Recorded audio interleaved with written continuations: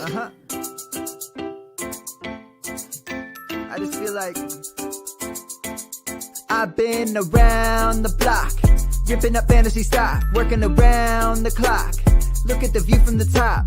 Researching rookies a lot? No, I just be listening to pods, yeah. One in particular, I'm just a messenger, let me just pass on the rock.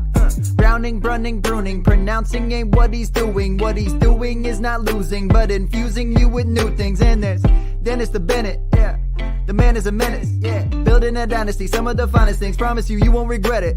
Sly as a fox, cultured in pop. Give him his props. Here is a thought, here is a box, and you cannot compare them at all. So don't even try. Careful with the news, but when you use a take, I take up Tony Fire. I mean Dyer, because anyone else is a huge mistake. Whoa, fantasy round table, fantasy round table, yeah. Fantasy round table, come take a look at the crown, baby. Hey, fantasy round table, fantasy round table, woo. Fantasy round table, come take a look at the crown, baby. Go. What is going on, everybody? Welcome to another episode of the Fantasy Football Round Table Podcast. We are back on another Monday episode. We've got the whole crew with us. Matt is back from vacation. Dennis is here as well. We are all more than likely amid multiple rookie drafts at the moment. I know I've got quite a few going on. I'm sure both of them do as well. Dennis is motioning 7 if you're not watching live. I think I've only got 3 right now, thankfully. But I got a bunch kicking off here in the next couple of weeks. Today, we are going to go over some of the NFL news going on, including all of the smoke around Aaron Rodgers with Matt's favorite team. And then we're going to talk about who might be affected, rookie or veteran-wise, with the recent NFL draft. But how are you guys doing on this beautiful Monday? Well, I seem to be having some technical difficulty with my computer, so I apologize in advance if I seem to be going in and out and disappearing. Overall, busy day at work. Excited to see that Urban Meyer's off to making stupid decisions. So, we'll see how things go. Looking forward to talking some football. How dare you besmirch Tim Tebow? I didn't besmirch Tebow. I besmirched Urban. Tebow is just collateral damage. It always helps when you come back from vacation to switch, for reality to sink in when you go from 97 degrees to 39 degrees, and then the power takes a dump on you at 6:02 a.m. when you're trying to get ready for work. I was like, yeah, I'm definitely not on vacation anymore. Right. Welcome home. Yeah, speaking of Urban, I was having a talk in the Campus to Canton Discord about that, actually. I guess apparently I upset some Jacksonville fans with my recent statements on Debbie Debate that I'm not sold Urban Meyer is going to be the Lord and the Savior for the Jacksonville Jaguars. They think he is. They said, I believe the phrase I used, I'll have to go back and look at it, but they said, hey, you being a Browns fan, you'll understand all you needed was a coaching change, right? I'm like, yeah, I feel like Urban Meyer is going to be your guy's Freddie Kitchens, so you may need another coaching change to get that. So I just, I love Urban, but I'm not sure that he's going to be the right fit for Jacksonville, especially with some of the moves they've been making. I mean, so at the end, all you needed was a coaching change, but you did a whole lot of stuff before you got that final coaching piece. I wouldn't say that Jacksonville entered this offseason at the end of their journey. Well, let me share some experience, strength, and hope as someone who's spent a significant amount of time in recovery. Every person and every team's bottom is different, and I don't think Jacksonville is there yet. It's probably true. Since we're talking about Jacksonville, I'll ask you guys, because I do – and maybe it's just the eternal optimism, because I do want to see Urban Meyer succeed, because I do have love for him bringing a championship to the Buckeyes. Do you guys think he can turn it around to make them we may have talked about this on here, I don't remember, a winning team, or get them into the playoffs in, say, the next 3 or 4 years? Yeah, he can. I mean, it's certainly within the range of outcomes, but I mean, this whole drafting Travis Etienne as a third down back when you have bigger needs than signing a 34-year-old washed out quarterback / outfielder as a tight end prospect, it just doesn't instill confidence in me as someone who drafted Trevor Lawrence as at the 103 in a startup. Yeah, I mean, part of me wonders is Urban Meyer's going to be there in 3 or 4 years.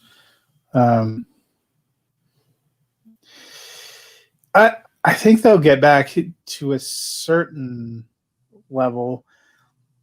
I wouldn't even be surprised. Their division has some openings. We still don't know what Houston is going to be.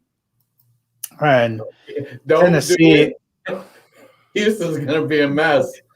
I feel for David Culley. Dude coached 40 years, and he gets his shot in a complete clusterfuck. I mean, it's possible that Tim Tebow could be Jacksonville's Jack Easterby. Hey, when the Lord is with you, who can stand against you? Yeah. Okay. So let's talk about Aaron Rodgers. There are a lot more rumors and smoke that Aaron Rodgers to Denver could be a real possibility. Matt, I'll let you take this one first since you are our resident Broncos fan. Would you like to see that? I mean, I can't imagine what they would have to pay to get that. I'd imagine at least multiple first-round picks, but I do think it's fair to say Aaron Rodgers coming in there with an already very good offense, and in my opinion, a defense that's going to be a lot better than we saw last year with them getting players back and some of the players that they've drafted, brought in free agency. This could be a really good team next year. What are your thoughts on Aaron Rodgers possibly coming there, what it could do for Denver? Man, it depends on what they have to give up. The first trade structure was 3 firsts, a second, and Drew Lock, which, okay, you give up picks, but fine. I've seen one where it was like 3 firsts, a second, and Bradley Chubb. That gives me more of a moment of pause. Or a Justin Simmons. That would give me, because now you're talking about actually fundamentally weakening another area. It's interesting you say your perception is there's more smoke, because my perception actually being here locally is it seems that it's cooled off, that people are leaning more toward it not happening. I feel like it's something that could happen, but I don't think it's probable. It would be good for guys like Cortland Sutton and Jerry Jeudy, Javonte Williams and Melvin Gordon, all those guys. But, I mean, you just lost your tackle again to a torn Achilles? And yeah. So, I mean. But we have a pretty good line. Yeah, I mean, you're making strides there. And I think there's definitely he's going to make any team he goes to better. That's for sure. But he's kind of at a IDGAF portion of his career. Yeah. And so he doesn't need the money for all intents and purposes. He's completely cut out his family. So to think he wouldn't do that to the Packers is like, the dude just he does what he wants, how he wants, when he wants now. And so what's a scarier proposition though is, we've seen him express interest in Jeopardy and some of these other things, talk about he'd feel fine walking away. What if you give up 3 first-round picks and some pieces? He comes, doesn't really have a great first season, decides to retire. Then you mortgage a lot of people are talking about you're mortgaging a ton, but you have 4 or 5 years of Aaron Rodgers. That potentially is appealing. 1 year of Aaron Rodgers after giving away 3 first-round picks and one of your defensive stars would be less appealing. I'm gonna be honest with you, John. I don't know what that means, but maybe I'm the only one. I guess that means Alan Dershowitz. That's not good. Is one of the guys that was on OJ's defense team. That's what he's saying. So not good. I think that's more of a Deshaun Watson might actually find a way to beat. The glove does not. I take it the other way. Yeah. Also, you're hiring that kind of attorney, it sort of makes me think that you have a problem that requires that kind of attorney. I said this may not be a good thing. Right? I mean, it's maybe a good thing for Watson in that he's getting, I guess, even better attorneys. But I feel like if you're hiring him, that may mean things have taken an even worse turn in your case. Would you imagine being a Houston Texan fan and spending 16 games watching Tyrod Taylor and Davis Mills? I mean, I don't think Tyrod Taylor, he's I hear Andy Dalton's available. Slightly below average quarterback, Tyrod Taylor. The NFL Network said this morning the Bears are really trying to shop Nick Foles. Like, the ship sails on that, friends. Yeah. But back to the Aaron Rodgers thing, I don't think he would retire after 1 year. I could be wrong. Nobody knows what's going on in I don't think Aaron Rodgers knows what's going on in Aaron Rodgers' head sometimes. But I think if he were to get traded, he is, we talk about how petty's not the right word. I think he's just arrogant enough that he would easily retire if he didn't get what he wanted. But I think we all believe that he's done enough in his career that he's a walk-in Hall of Famer, at least in my opinion. And so I feel like he, in his mind, is more than, I guess not arrogant, happy enough to walk away from the game. But I also think that he is more than happy enough that if he were to get traded to a team like Denver, which it seems like he wants to go to, I do think that some of the news, because I don't remember who saw it. I was trying to look for it while you guys were talking. There was a tweet that I saw this morning that said that there's more and more talk that the Aaron Rodgers Denver thing could happen. That's why I brought up that there was more smoke toward it. I know, except for the local beat writers here who have had the best inside information say that Broncos front office not even talking to Green Bay. So that's what I was going to say. I wonder if that's Rodgers. A moment. Yeah. Well, let me also say, if he ends up going to the Raiders, I may have to take a couple of weeks off, or we need to start a swear jar. Hey, I mean, I would love it either way. Like I said, I would love Aaron Rodgers in the same division as Justin Herbert. And I would hate it for you, but Aaron Rodgers, Justin Herbert, Patrick Mahomes twice a year, like that'd be awesome. I don't know why Aaron Rodgers would want to go to the Raiders, who arguably have a worse wide receiver situation.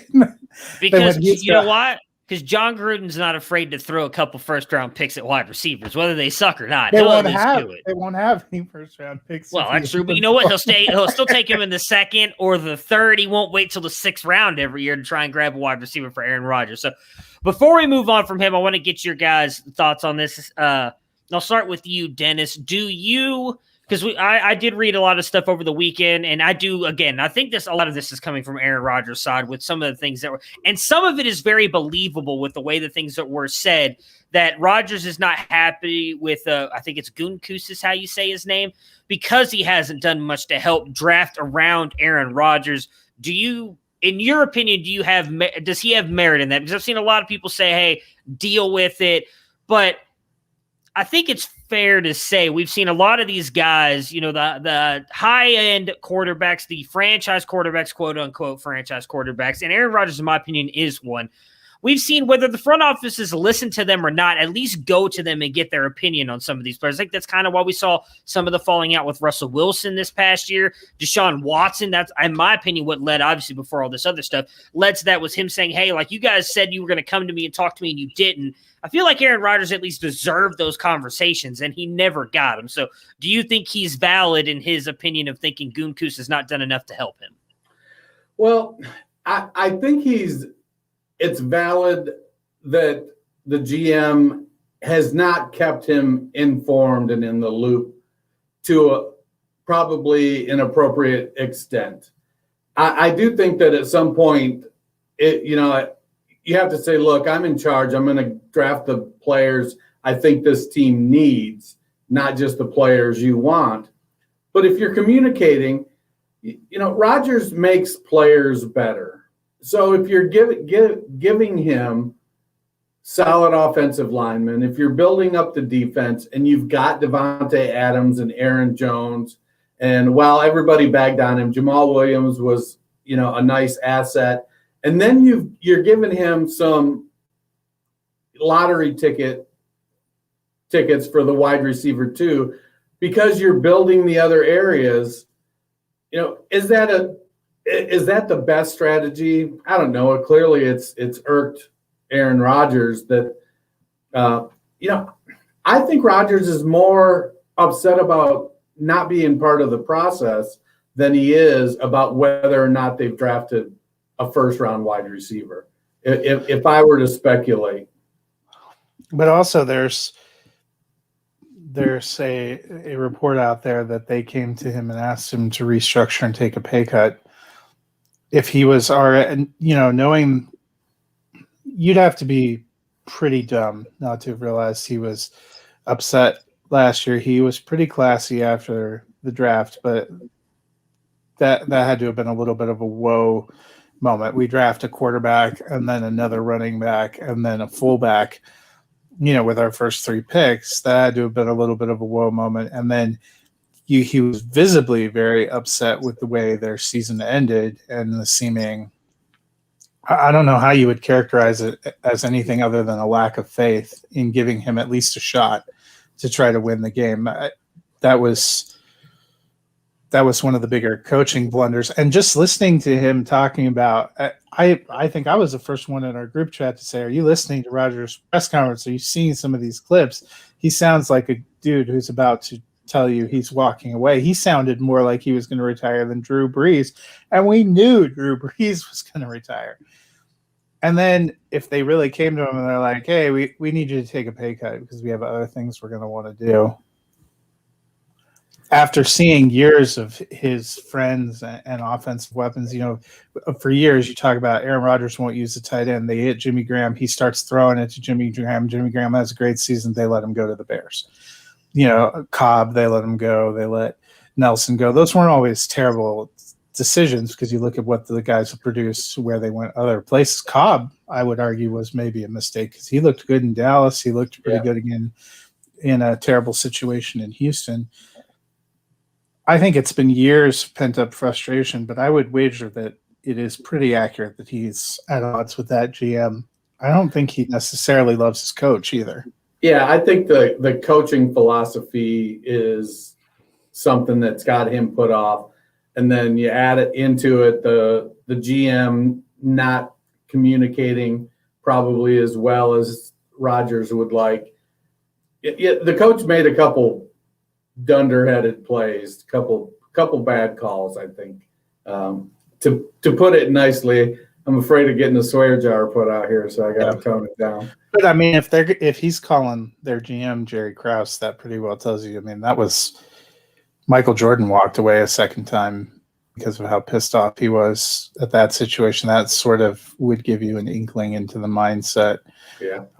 We all got to watch The Last Dance last summer because there was literally nothing else on. That would kind of give you the mindset of where Aaron Rodgers is right now. Was that good? Oh my God, it's incredible. It was amazing. Yeah, I have to watch it someday. 10 hours of tears from me. Also from Lindsay because I was watching it. I don't know that I cried. Some of the stuff with his dad, I think, got me, but it was really enjoyable. I really liked it.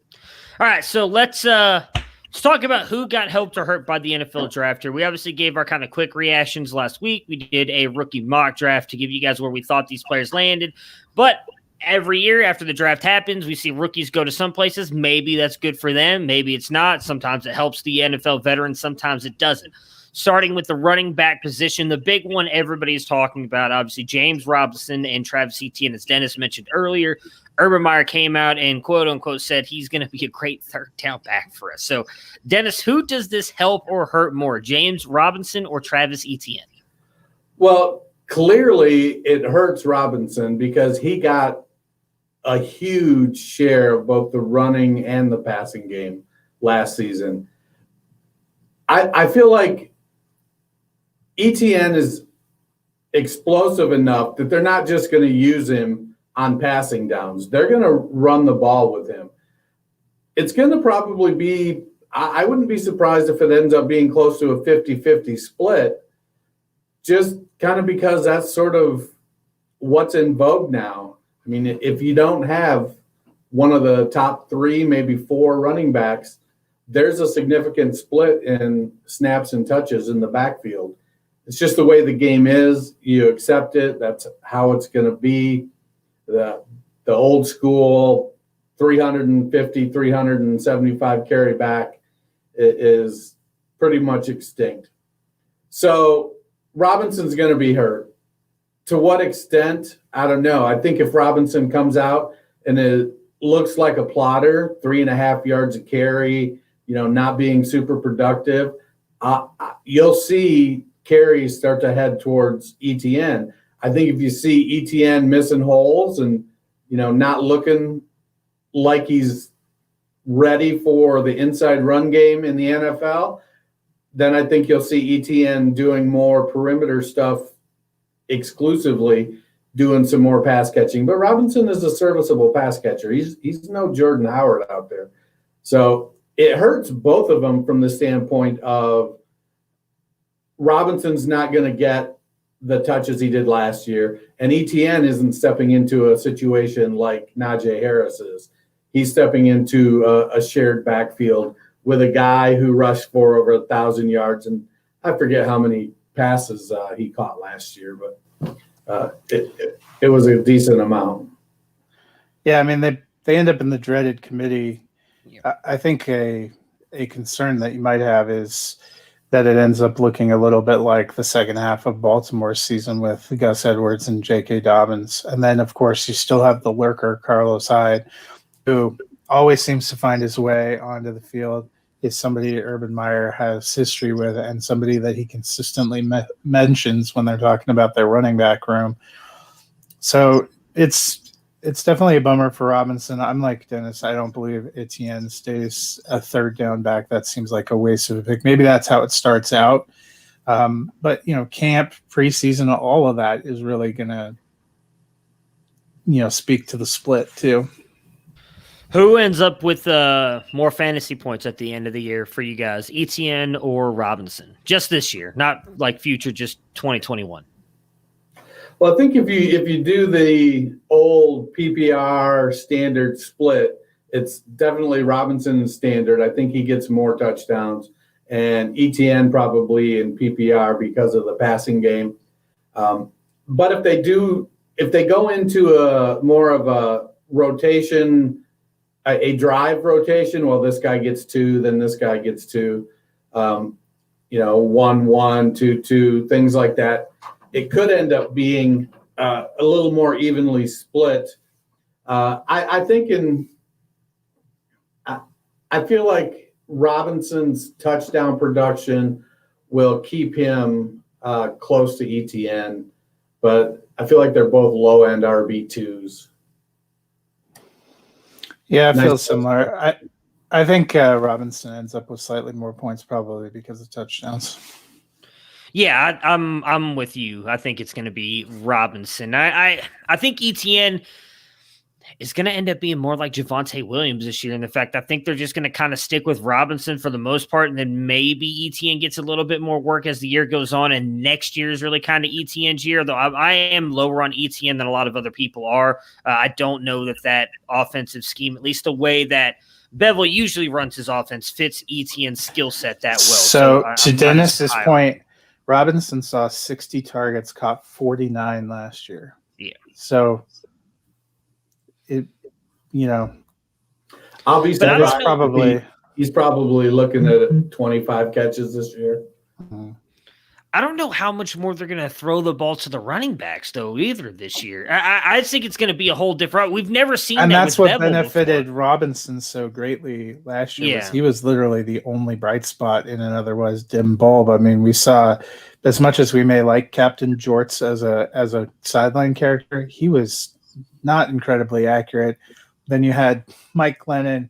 And then I can't even bring myself to remember who the third option, Jake Luton, who everybody said was going to, and they had no running backs. Remember, Robinson was a complete surprise because that was the running back room that COVID decimated to start the season. And Robinson, 240 carries. If their offense is a little bit better, maybe that benefits him a little bit. I still think he ends up slightly higher scorer, but I agree with you. I don't know how much more goes there. All right, so let's see who's next up on the list. Oh, Javonte Williams. We're just mentioning him and Melvin Gordon. This one I think seems a little bit more clear. It really seems kind of like what I just mentioned a minute ago. Melvin Gordon will likely be the guy for this last year. I believe, correct me if I'm wrong, Matt, this is his last year under contract with the Broncos. It is, and I can see you did not read what I submitted yesterday because you and I are diametrically opposed in our opinion about this. Well, hey, look, don't get me wrong. I would love if Javonte Williams takes over. I've loved Javonte Williams for a long time, but I would not. For me, just looking at it now, glass half full for Melvin Gordon. I think he's got a shot to be the guy for at least this season, and then Javonte getting work. But I don't know. I mean, I think he's a better running back. I've never been a Melvin Gordon guy, but tell me what you think. Well, first of all, I think Melvin Gordon is a jag.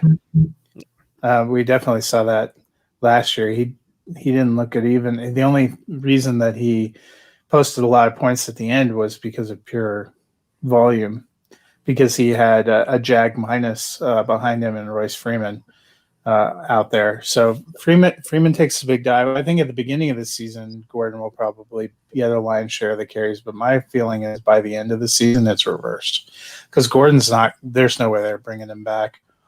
I mean, I think they looked at whether they were going to offload him this offseason. So if you were rostering Melvin Gordon, that draft had to be a real knife in the heart. And sadly, now I am rostering Melvin Gordon somewhere because this is the penance I have to pay. But, it looked like he was going to get a chance to be a feature, letting Philip Lindsay go and signing Mike Boone, who they've said over and over is really going to contribute on special teams, who had 379 yards rushing in 4 seasons with Minnesota. Didn't strike a lot of fear back there, but moving up to take Williams in the second, I think it's more of a backfield split like what they were talking about last year, and I think that Melvin Gordon ends up ceding time by the end of the season. Yeah, I think just given, Gordon's going to be 28.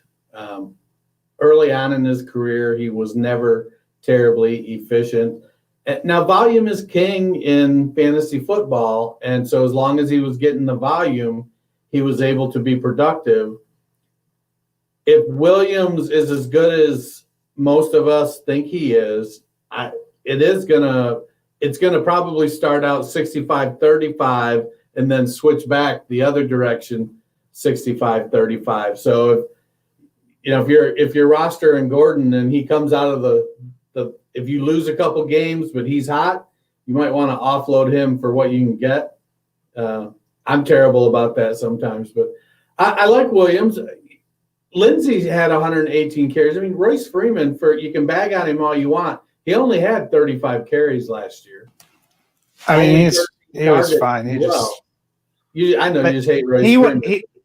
He just never has lived up to what you thought he might be when he was drafted. He's been outplayed by everyone else. And that's why if it was just Royce Freeman and Mike Boone competing behind Melvin Gordon's a 1,200 yard probably output. I think he's upper tier running back too. As it stands, I think he might be lucky to get back to the 982 he put up last year. I think he might be a better shot at 750 to 800, a low end RB2.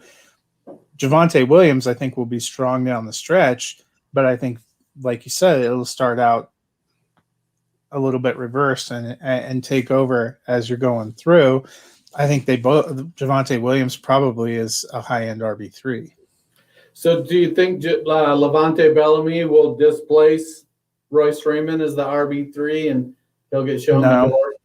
No, I think they'll keep Freeman's a decent backup. He is a pretty good pass blocker, I will say. He's definitely a pretty good pass blocker, and a lot of times last year they put him in there to pass block, and that's why he got so many receptions, because he was the guy that was out there in some of the passing situations. So I think they'll probably end up keeping him. But at the end of this year, his contract is up, his rookie deal's over, and Gordon's contract's up. I don't see either of them coming back. And honestly, if I'm in Dynasty, I might try to see if I can find somebody who still thinks Melvin Gordon's going to have a big year and offload him preseason, because if he only has an okay year here, what are his prospects long term next offseason? You're talking about a guy that's approaching 30 who didn't have exactly the world lighting on fire for him last offseason. He was a real late signing to Denver and then didn't really make the huge splash here. I don't know what his long-term prospects really are. Not good. Not good. Bob. Not good. Yeah. What so are you expecting Javonte Williams, you said, to be an RB3 this year with Melvin Gordon still being an RB2? Yeah, I think Gordon ends up, between 21 and 24, and I think I hedged and said I thought Javonte could end up between 25 and 30. I have to go back and look. I know I just turned this in. It'll probably go live sometime this week on Campus to Canton. Dennis, do you agree with that, or would you have Melvin Gordon higher, lower? I think that's an appropriate placement for them. I think part of their challenge is going to be too what happens at quarterback. Yeah. So if they're not able to put up some points and get some leads, that's going to diminish the number of touches available as well. It's put up or shut up time for Drew Lock. There's a lot of mouths to feed there. That's why I'm not sure that there's going to be a ton of targets to running backs, because you have so many receivers that can play in the short field. You have long receivers. You have all those tight ends that they're trying to rotate in. Yeah, I actually think both of them could be a little bit lower. I think Melvin Gordon might be closer to 24 than he is to 21, and Javonte a little bit lower than that. I wouldn't be surprised if they are still fairly close together, and we've seen the past couple of years Denver's willingness to give Phillip Lindsay the ball. As much as I love Phillip Lindsay, I think Javonte Williams, just based on his size alone, is going to be better than Phillip Lindsay. So Williams hopefully will be what we thought Royce Freeman could be, because when Freeman was drafted, I was excited. I took a lot of rookie shares. That's probably why everybody I'm more bitter was. now. There was not many people. It seemed like that was going to be a great fit, and it just never came together. Well, that's the thing. There's a lot of people now who say they did not like Royce Freeman. I don't remember anybody saying that. I was thrilled about Royce. I liked Royce. So did I. I think everybody did. I don't remember a single person not liking Royce Freeman. This is the other thing that I think ends up wearing on Gordon. We saw it last year. I know you guys really appreciate it every time I post in the chat. Melvin Gordon has a little bit of trouble holding on to the ball in crucial situations and has a little bit of trouble making dumb moves in crucial situations. I think that's what wore on. I mean, he fumbled in the red zone like 3 times last year. You can't do that.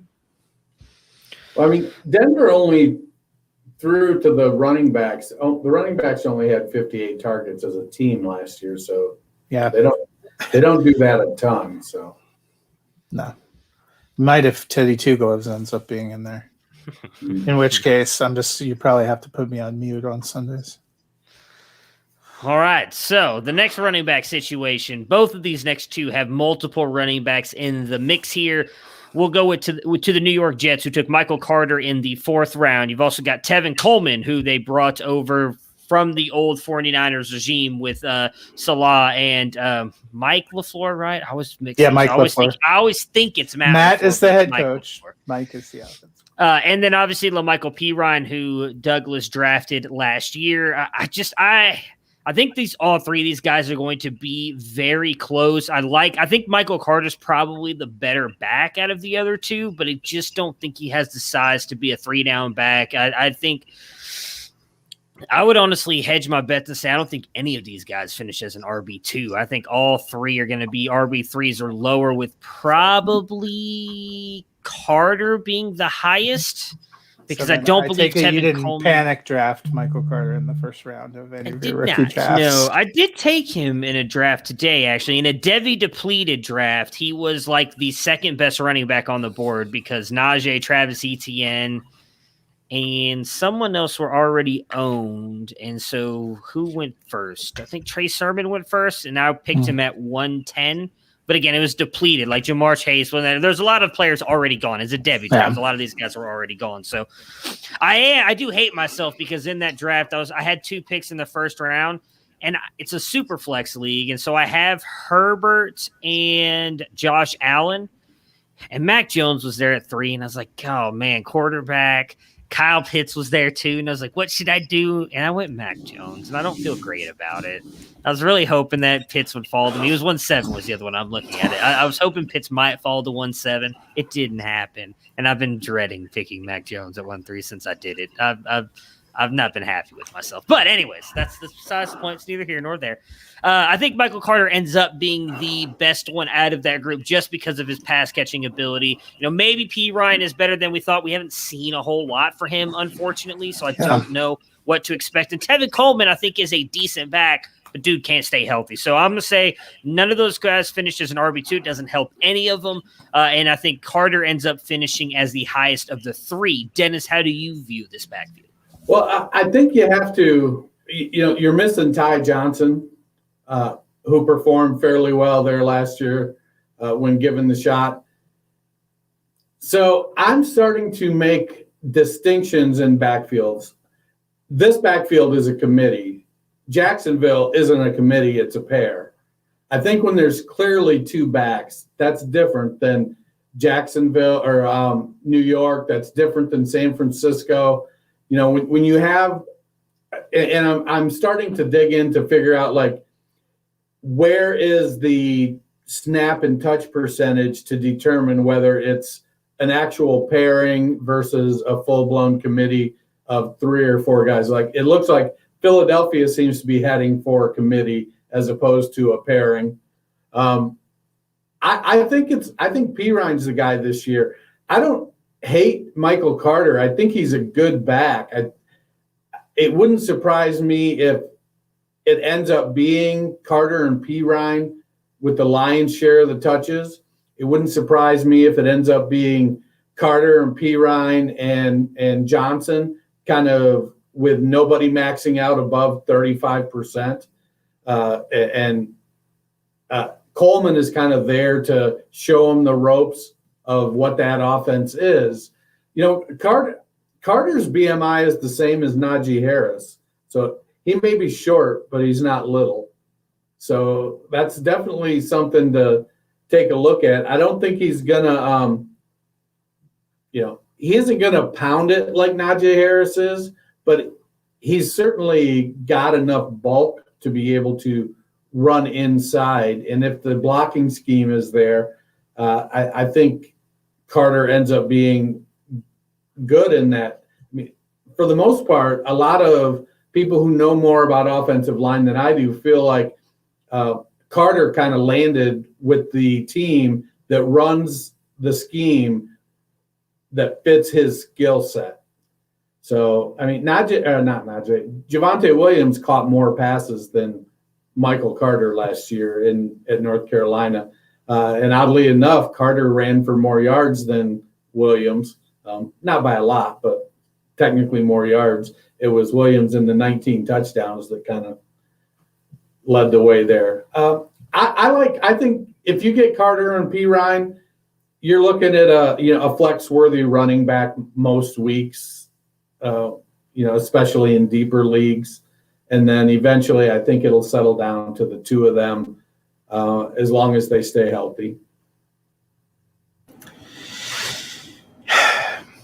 I'm not ready to give up on Tevin Coleman like you are. I also not a Ty Johnson believer like you are. So I guess we're a little opposite. I tend to feel like I think that's a little strong to call me a Ty Johnson believer. You remembered he was on the team, so I'm going to call you a believer.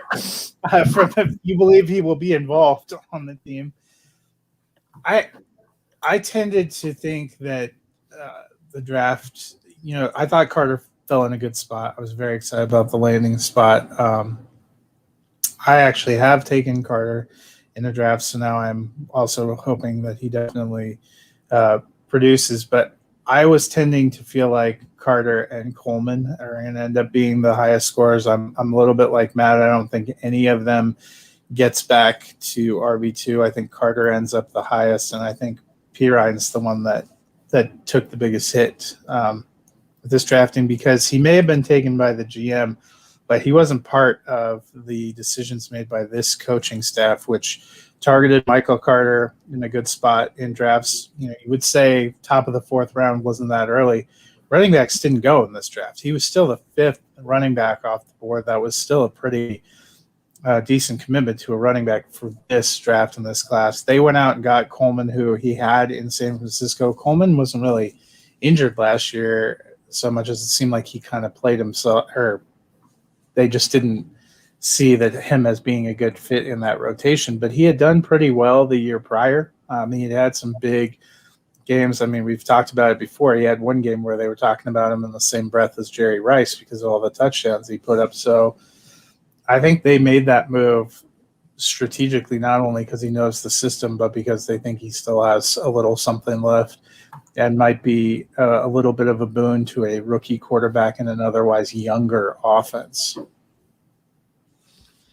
Yeah, I'll say the one thing on the drafting thing is I think the NFL just showed us that this running back class was a lot weaker than maybe we thought it was coming in. We liked, Michael Carter, Kenneth Gainwell, me personally, Trey Sermon, and Jamar Jefferson as well. And I feel like the NFL told me I don't know what I'm talking about. That's the way I viewed the running back class now after the way they drafted everybody. We're just seeing the drafting reality of what we've seen, the way they've treated that position the last few years, that running back's a little bit of a more fungible position. There are very few teams that are investing, and there are very few players that they have decided are worth that investment. Yeah, that's true too. I mean, Travis Etienne and Najee, I think for most people have those two is near the top or the top two in this class, and they weren't even in the top 4 for most last year. So I think that just kind of speaks to, again, I think just how maybe they viewed this running back class. But last, I just mentioned Trey Sermon goes to San Francisco. A lot of people were excited about this, mostly I think due to Kyle Shanahan and the way he runs his offense, the way he makes running backs look. But he is sharing the backfield with Raheem Mostert, Jeff Wilson, and as I believe Dennis just added here, Elijah Mitchell, who they took in the sixth round. Okay. Just because some people have been out there like Elijah Mitchell. Well, because of his pro day, I think everybody got all excited for him. For me, I think this does more for – I think it helps Mostert, at least while he's healthy, and hurts Jeff Wilson. I think we saw Wilson have a really good second half of the season, especially when he was just the guy. But Trey Sermon gives them something completely different than everybody else in this backfield gives them, and that's a power runner between the tackles. He's a little bit shiftier than he gets credit for. I think had he not gotten hurt in that national championship game, Ohio State probably still loses, but they don't get blown out as bad. Not having Trey Sermon there, I do think hurt them. And Ohio State not having a full season, I think, hurt Trey Sermon. We never really got a chance to see him shine the way I think he could have. I think he's a much better back than he gets credit for, but I still think Raheem Mostert's going to be the lead back. Matt, do you agree with that, and how do you see this falling out fantasy-wise between these 4 guys? Man, I spent a lot of this offseason feeling better about my Raheem Mostert shares, because if you recall, I was really – pumped about his potential last offseason, and then I think it was Bob with the consistency guide talking about, he was a very consistent player. Made me feel even better about that. Then I sneakily grabbed some Jeff Wilson shares where I could because I thought, hey, 49ers finally clarifying that backfield. They let Tevin Coleman move on. They got rid of Jerick McKinnon. We have these 2 guys ready to go. Second 2 days of the draft are like, okay, well, I don't think the 49ers are happy unless they're in a committee. Dennis talks about the teams where there's 2 guys in there or the team where they're a committee. The 49ers feel like, and I should have known because having grown up with Mike Shanahan as our coach, he was the master of every year drafting running backs in the 5th. I mean, Terrell Davis was Orlandis Gary, Mike Anderson, 7th round pick. Mike Anderson Reuben was a Drones. 6th round pick. I don't even know if Reuben Drones was drafted. They found him on the scrap pile. So to me, actually, the fact that they went up and they traded up to get Trey Sermon in the 3rd round gives me a moment of pause. I think that you're right. Jeff Wilson probably takes the biggest hit. I don't think it's great for Mostert either, who kind of whined a little bit last offseason, talked about holding out. They gave him a new contract, and he didn't entirely live up to, those expectations last year. But would it surprise any of us if all four of these guys are involved during the season and all four of them have games where they explode? That feels like that's been the 49ers. And that's before even considering, I think they still have JaMychal Hasty somewhere on their roster. That if I had to bet money on one finishing the highest, I feel like I'm leaning towards Trey Sermon just because going up and drafting and getting him and the fact that Mostert can't really seem to stay on the field. But this is another group where there's going to be some strong individual games. There are going to be some pieces that are worth flexing for each week, but I don't know if any single back gets back to running back 2 scoring level. I think when you have to give a lot of merit to the fact that they went up and got Sermon. That does matter. They also went out and signed Wayne Gallman as well. Not to a big-time contract at all, but he's another piece. I forgot about Wayne Gallman. He's another piece in there. So if I'm going to call a shot on this backfield right now, I think Mostert gets cut. I think if Sermon looks good, I think Mostert gets cut. I think Jeff Wilson is comfortable. He's a comfortable piece back there. I think if it comes down to Mostert and Gallman, I think they're going to look at it and go, well, $458,000 in dead cap for Mostert. He's 28 years old. I'm not sure how old Gallman is, but he's only been in the league like 3 years. I feel like they look at Mostert and say, well, he gets injured a lot.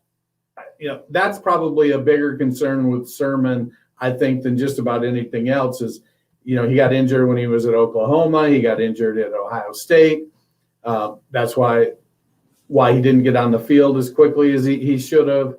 So it's a crowded backfield. I think Jeff Wilson is going to be there. Sermon's going to be there. Gallman's going to be there.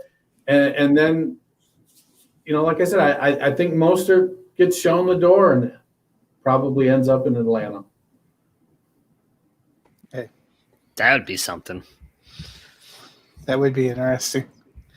All right, let's move on to the not wide for my receivers. Mike Davis shares. Well, yeah, I'm sure. But I mean, I think we've seen at this point in time, Mostert is probably one of those guys you talk about is either going to be a tandem or a committee. Yeah. So I don't know. I'd rule out my Mike Davis shares. Probably more hurts the Javian Hawkins stash. Yeah. I wouldn't be too excited about Javian Hawkins to begin with. That's just me. With shut your mouth. That fourth round pick that's going to pay off our fantasy goal. Let's move on to the wide receivers, where it may not be quite as easy to say this person is going to be, you know, helped or hurt, because we've seen some wide receivers can work well in tandem, and I do think that works well for the first pair we've got here in Devonta Smith and Jalen Reagor. I think Reagor, the way he was drafted last year, everybody expected him to be a 1. I've liked Reagor. He was my wide receiver 2 coming out of that class, but I do think it helps him having a guy like Devonta Smith there. Obviously, a lot of people still have questions about Jalen Hurts at quarterback. Dennis, how do you see these two wide receivers panning out? Who has the better fantasy finish? I'm kind of getting in on Devonta Smith. I feel like he's going to be the one. I get it. He's, weighs 47 pounds. But there's some dog in him, and he's a really good route runner. I think it wouldn't surprise me if 3 years from now, Smith is the best of the 4 first-round wide receivers from these last 2 years. It wouldn't surprise me if it's comfortably Smith being the first or the best of these 4 first-round wide receivers. I like Reagor. I think they're going to be actually – I'm kind of stoked for them as a pair. I think they can really set up and do some damage. I'm probably more concerned that their quarterback needs to take a Josh Allen type leap over the next couple years to make them relevant on a consistent basis. I'm not I've not been in on Jalen Hurts as a quarterback prospect. And I think the way the Eagles moved around, I think we know they're not necessarily as in as Jalen Hurts would like them to be on his quarterback prospects either.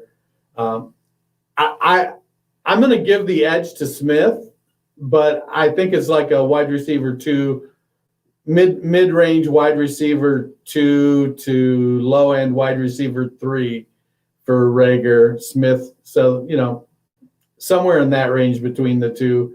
If the two of them stay healthy, I think they can be a very, very dynamic pair, though. Yeah, I like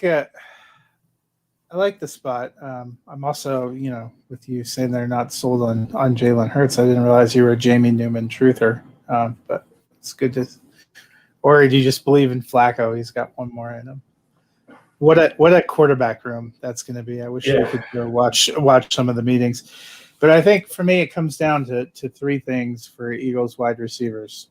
Hurts as in Jalen Hurts. Ertz as in Zach Ertz. What are they going to do with him? And Hurts as in can either of these guys stay on the field? Because that seems to be kind of the big concerns, injury concerns. Rager missed time a lot last year. I think that's part of what set him behind. Let's face it, in the wide receiver group there, they don't have a ton of competition. Both these guys should easily rise to the top of that pack. We've seen Philadelphia use 2 tight ends and use the tight ends as their primary pass catchers. They still have Goddard. They still have Ertz. We've all expected he was going to move on at some point. The longer that doesn't happen, the next marker will kind of be, were they waiting for June 1st, where maybe it's a little bit of a better cap deal. But the longer he stays, if he's still with the team, it's hard to imagine him not being a factor in the passing game that pulls down targets and opportunities from everyone else. And the development of Jalen Hurts, that's the biggest question. How is he going to fit into Nick Sirianni's offense? As we referenced a few minutes ago, it sounds like they have 75 running backs that they're planning to rotate in there, several of whom they talked about as being pass catchers. Is that, more targets that gets pulled away? So I like Devonta Smith. I think he probably finishes higher than Rager. I think the ceiling for both of them could potentially be capped by all those other factors on their team. Yeah, I think Hurts is going to be the biggest thing for both of them. I mean, I agree. I don't know if Hurts will be there, but obviously Goddard, if he stays healthy, I think is a very good tight end. So that could factor into both of them. It's going to be very intriguing because I like Rager a lot, but I'm with Dennis. Like, the more I've seen Devonta Smith fall, and I've liked him, he's been my 1A. Like, I really think that he could complement Hurts' game really well. So I'm really interested to see how those two guys work, because I do think having a guy like Devonta Smith on the other side, who I think NFL circles respect a lot more than maybe fantasy people do for the most part, that could help out Rager a lot, and he's still got a lot of speed, and if he ends up working in the slot a little bit, he could have a very dangerous season. I didn't hear, did you guys say who you think has the better season? I'm sorry, we're under a tornado watch again here. Texas has been freaking crazy the past month. I think Devonta Smith finishes higher. Dennis? I think it's going to be Hakeem Butler. That's my guy. I like it. I don't know how I missed that. I must say, it's just the tornado sirens throwing me off. I love it. Don't back out. Stay with it. Stay with it. I like it. Run the wishbone. Throw 3 tight ends out there. Have 3 backs in the backfield. They aren't even going to worry about the fact they have no tackles. Yeah, I think between the two of them, it's going to be Smith. But I'm not discounting at all a Darren Waller type ascension over the next couple of years for Hakeem Butler. I feel like there are a lot of people who want to kind of take any big wide receiver that's kind of slow and say, oh, we can make him a tight end like Waller. What everybody forgets is that Waller ran a 4.46. And I think Butler ran somewhere right around there as well. So if Butler can put on the weight, keep that 4.5 speed, he can be that kind of weapon like Darren Waller is, like Kyle Pitts is. I mean, it's, you don't want to say, and until they do it, you can't really, you probably shouldn't say that's quite the association. But it took Waller some time to make the adjustment, a lot of it due to his off-field stuff. But I could see Butler moving up there. But I'm liking Smith more and more. If I'm not in a position where I can take Jamar Chase, Smith is one of the guys I like to target. Yeah, I'm with you. And I think Smith has the better season. So I'm gonna ask you guys because I'm selfish and I'm debating something right now. So I'm sitting at 1.6. Me and Matt were just talking about this draft before we went on air, and so I wanted Kyle Pitts. He went before me. He went to the pick before me. So I'm sitting here at 1.6. I can take Devonta Smith, or I have an offer to drop from 1.6 to 2.5 and pick up a 2022 first. And I'm debating on doing, because I'm actually set at wide receiver. I've got a very good wide receiver group on this team. I need a running back, but the top three have gone. So It's only someone on this podcast that told us the 2022 class was not very good. It's actually very good. I think it's going to be better than what it is. You listen to no. What? You listened to the podcast with me and Ray. We talked about I know, but this. I also spent the last year with you. You talked about fading it. It's better than okay, but listen to this though. I mean, granted, yes, I don't draft for need, right? You always draft for best players, but T. Higgins, DeAndre Hopkins, Terry McLaurin, Michael Pittman, Curtis Samuel, Preston Williams, Odell Beckham Jr., Devontae Adams. That's my wide receiver core. I can only start 4. I don't really need another wide receiver. So, I feel like right? What? You need a running back, right? I do, but I don't want to reach for. It's a reach for Sermon and Carter here right, at 1.6. But who's going to get you the best running back? One of those other wide receivers, those veterans. I don't really want to trade any of them. And people hoard running backs in this league. Like the only reason I have 2 good running backs right now is because I blew up my team the year prior to get 2 top end picks so that I could draft Jonathan Taylor and DeAndre Swift. So, well, I mean, if you trade trade DeAndre Hopkins, he's pushing 30. Go out and get yourself a, running back in the 12 to 18 range. I actually did draft Michael Carter at 106 because I had the you? same problem. I was in the same. I had so many wide receivers that I have Terry McLaurin on my bench because I don't have a place to start him, and I was like. But I still have to start 2 running backs, and I wasn't sure I wanted to start J.D. McKissick for the rest of my life. I'm really hoping I can convince, although the message I just got feels like that's not going to happen. I was really hoping I could convince there's a guy who has 110 and 112. I was hoping he could come. I could convince him to come up and take the pick because he's wanting and still get the first back. He's offering the same deal, but instead of a 2022 first, he's giving me a 2022 second. So. And I don't like that deal as much. You should just take Devonta Smith. I did. So I've done both ways because I feel like I can speak from experience because I've landed in this 6-7 slot in several of the drafts I've started, and it is really a lot more depressing than you think it's going to be because you see those 3 running backs go, and it's like running back's not great, but I also have a lukewarm feeling in my heart for some of the receivers, and I've done it both ways at 6. I've taken Devonta Smith because that's the value, and of this last one, I took Michael Carter. And let me tell you, I've spent all day thinking about that and how sad that was. So you should just take Devonta Smith. I won't feel bad about taking Smith. I do think he's going to be really good, and then I also think if Jalen Hurts doesn't prove he's the quarterback this year, they're going to get a quarterback next year. And I think there's at least a couple good quarterbacks next year. I don't love them as much as I loved, Fields, Lawrence, and Trey Lance, but I think there's at least 2 that are going to be good next year. So Jamar Chase, Tyler Boyd, and T. Higgins are now all on the same team. I know, still doesn't make sense to me either why they didn't take Penei Sewell. I'm still confused by that, but whatever. I guess they think they're going to recreate the LSU offense without Joe Brady, without an offensive line, without a Justin Jefferson. So they did bring up that I can't remember. They signed somebody who was a right tackle. Riley Reef, who I don't. Right. Yeah, exactly. And Jonah Williams. That was my reaction as well. Essentially coming back at left tackle. When they're like, we signed Riley Reef. I'm like, that's your answer. That's not great, Bob. Not great. Although, as somebody who is on a team that now might consider Riley Reef a massive upgrade, I'm not one to talk. Yeah. So, anyways. all three of those guys, I mean, we've seen Tyler Boyd has been, I think, one of those very underrated wide receiver guys. Seems to finish as a wide receiver 2 every single year. T. Higgins had a massive breakout last year with guys like Ryan Finley, and who else did he have thrown in the ball? There was somebody else. I can't remember now off the top of my head. Brandon Allen. Brandon Allen. So T. Higgins looked really good. Obviously, getting Joe Burrow back should help him. We know the connection, though, that Jamar Chase had with Joe Burrow last year. Matt, who do you think ends up finishing as the highest wide receiver out of the 3? I still think T. Higgins ends up finishing as the highest wide receiver. I still hold out hope for all 3 because I think Cincinnati's still not an incredible team, so they're going to still be throwing.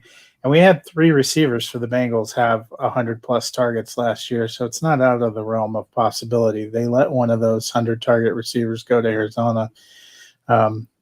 I've thought all along that the one that ends up being hurt the most ends up being Boyd because I just like Higgins, and I think he has the connection to Chase. Yeah, I have them ranked. Unfortunately, none of them ranked really high. I have Chase ranked the highest because I do feel like there's going to be a little bit of comfort there. But that's only at 21. I have Chase at 21, Higgins at 32, and Boyd at 38. And while there's some fluidity in there, I do feel like they're all going to finish within about a 15 range of each other if they all stay healthy. And I'm not as down on their offensive line as Matt is. You know, they signed some veterans. They signed Quentin Spain. They drafted Jackson Carman, who they're going to move from tackle to guard. You know, Reef knows how to play tackle.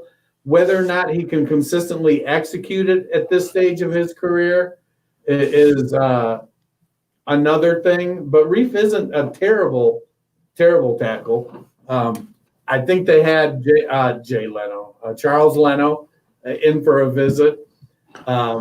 They might have brought Jay Leno in too. I mean, they're really casting a wide net.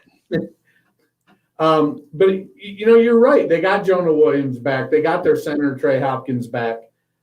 Billy Price has turned out to be an awful center and awful guard. That was a terrible pick. So with the firepower they have, I think it's going to open up some opportunities for the running game.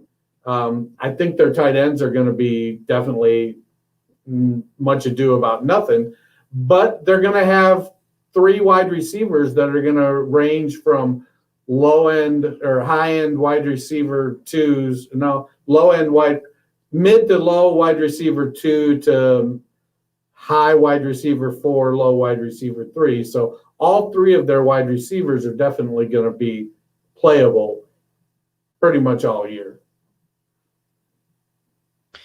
Yeah, I mean, I do think obviously having the tight ends there could help, especially if they do keep them in to just kind of block in line. I don't know. I've got to see it. Me and Matt talked about this. I think it was on a Thursday podcast. I was listening to Sirius XM Radio. They had the Bengals. I think it was their play-by-play or their color analyst on, and they were talking about him talking with the front office and all this stuff, and they are very bullish on their offensive line. Where he even said it. This was like 2 weeks before the draft, saying that he thought they were going to go Pitts or Chase, that he did not think that they would take Sewell even if he fell to him, because they felt that their offensive line was good enough to keep Burrow upright, which I get. I mean, I am sitting in a chair in Texas, so I don't know as much as they do, but I disagree with that statement. But I do have Chase the highest.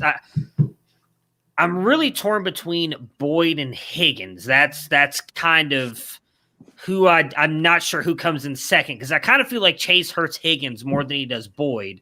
And so I'm really not sure which way to go there. Which way would you guys go, Boyd or Higgins having the better season? Well, I have Higgins at 32 and Boyd at 38. But here's one thing I do know about Joe Burrow. He throws to the open guy. Very true. So I have Higgins being the highest scorer of all 3. Really? Yeah. All right. This one will be very interesting in Baltimore, considering they don't throw the ball much as it is. But Rashad Bateman, Hollywood Brown, and Mark Andrews. I do think that getting a guy like Rashad Bateman, they did get Tylan Wallace as well, but I think Bateman is the better prospect overall than Tylan Wallace.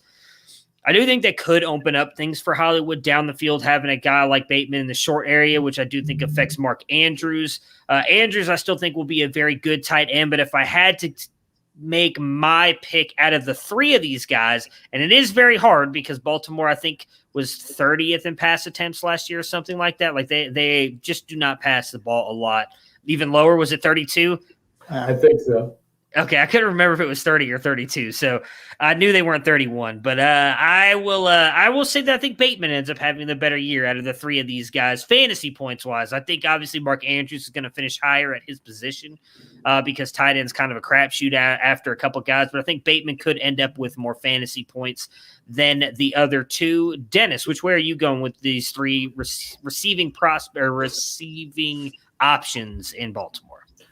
I'm going to stick with Mark Andrews being the one that leads them, but I think that Hollywood and Bateman are both going to have some upside surprise. I feel like Baltimore has basically said, we know what we have with Lamar now, and we know he's an efficient passer. He's an exceptional runner. And what we need to do is make sure that he has weapons. I think they put a little bit of money that, they drafted Ben Cleveland in third. They brought in Ali Villanueva, who's, headed towards the sunset. But with Ronnie Stanley coming back, they signed Kevin Zeitler at guard. So I feel like we're looking at a 480 pass attempt season from Lamar, and we know he's pretty efficient with it. So he's gonna keep doing what he knows. He's gonna take deep shots with Hollywood. He's gonna hit Andrews because he's comfortable with that, and I think Bateman is gonna give them another option, which is gonna help open up all of that, and that in turn is gonna open up the run game for Dobbins and the Gus Bus a little bit better as well. I would expect, it wouldn't surprise me a bit. See, Lamar had 159 rushing attempts last season, which led the team. It wouldn't surprise me for him to, drop down to 125, 120 this season, but have his pass attempts go up and team rush attempts stay where they're at because of Dobbins and Edwards. Yeah, I mean, I don't want to throw shade. What Lamar Jackson has done has been very effective. He's been a great fantasy asset, but I think we all think that this is a season where we need to see some growth as a passer. 480 pass attempts to me is a little ambitious. I mean, you're talking about 104 more pass attempts than he had in 15 games last year, and 79 more pass attempts than he had in his MVP season in 2019. I don't know if he gets quite that high. I think they need to get a little bit better passing. They need to be a more two-dimensional or three-dimensional offense if they want to go to the next level and if they want to compete. And we've seen in their own division, they're going to have to get into some track meets too, which you can't always do just running the ball all the time. I think Andrews, it feels like to me touchdowns are going to make or break where his scoring is. Even when he's been going well, it hasn't been exactly incredibly high volume. He's been very efficient in making points with what he's got. And I tend to think, like you, Matt, that Rashad Bateman finishes as the highest fantasy scorer. Then I would probably have Andrews, and then I have Brown. Brown got 100 targets last year, which was great, but was only able to bring in 58 of them. It feels like that kind of deep threat role, if they have more established receivers, I don't, for the purpose of this discussion, I agree. I don't think Tylan Wallace is up in there, but I think he can get some of those targets and things underneath that will just take away opportunities from Hollywood Brown, which might put him a little bit in kind of the Henry Ruggs territory. He could have a game where he catches 3 for 92 and 2 touchdowns, and it's incredible, or he could catch 3 for 15. All right, so the New York Jets, they had kind of a massive transformation here this offseason, bringing new head coaches, a bunch of new players, new franchise quarterback, traded away the old franchise quarterback, bringing Zach Wilson with the number 2 pick. They also drafted Elijah Moore in the second round. They got Denzel Mims last year. They brought Corey Davis over in free agency. They got Chris Herndon at tight end, Jamison Crowder as well. Out of these 4 guys here at the wide receiver position, not counting Chris Herndon, who do you guys think has the better year? For me, and I hate saying this, I think it's going to end up being Corey Davis. I think they brought him over to be the alpha. I know a lot of people are really high on Denzel Mims and Elijah Moore. I still think if I'm going based on what I've seen from Kyle Shanahan and Matt LaFleur, we're going to see more of a run-heavy offense, a bunch of play-action stuff, which should work in Zach Wilson's favor.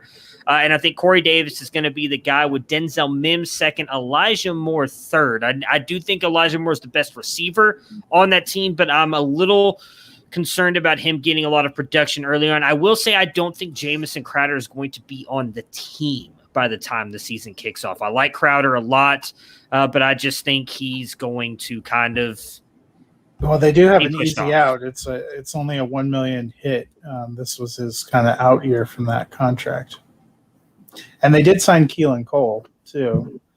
And they have, I think they still have Dennis's man, Braxton Berrios. So they have some options. I tend to be like you. I think Corey Davis probably finishes as the highest fantasy scorer. Yeah, it's a room rife with potential with Moore, Mims, and Davis. And my only concern with Corey Davis is that a lot of times when a wide receiver changes teams, they struggle in their first year with that new team, unless you're a superstar, like DeAndre Hopkins or something. I don't think Corey Davis musters that much cachet.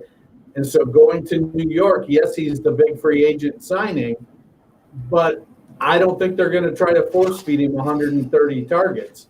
I think they like what they have in Mims, and they drafted Moore, so they're high on him. They drafted him in the second round, so they like Elijah Moore a lot. I agree with Matt, though. I do think that Crowder's gone.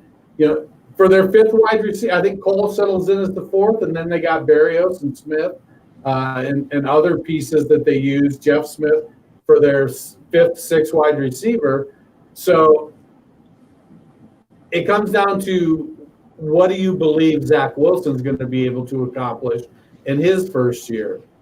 If LaFleur runs his offense anything like Shanahan does, it's going to be a low passing volume offense this year while Wilson learns what to do in that offense.